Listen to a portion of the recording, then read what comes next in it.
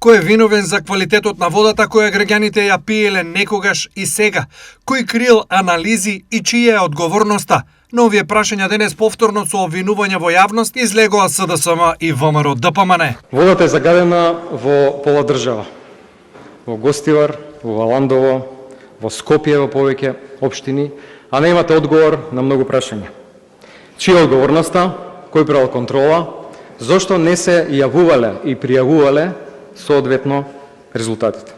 Водата беше загадена во болницата во Лешек. Внимавајте.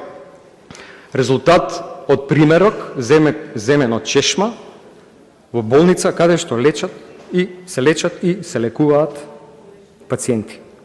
Нема одговор за тоа какви се резултатите сега.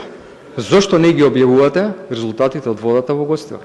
Зошто имате контрадикторни изјави? Вие едно, министерот за здравство друго. Дека наводно ќе било добро за пиење, а потоа ќе било само технички исправна водата. Граѓаните се труеле со години, а Социјалдемократскиот сојуз и Филипче како министер молчеле иако добиле анализи од приближно 400 испитувања за загадена вода.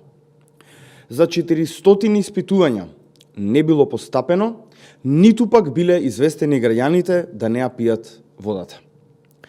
Венко Филипче денеска се обидува да држи лекции за заштита на здравието на граѓаните, а токму во неговиот мандат како министер за здравство и истоимената институција Министерство за здравство располагале со информации за стотици случаи на неисправна вода за кои граѓаните и јавноста не биле информирани.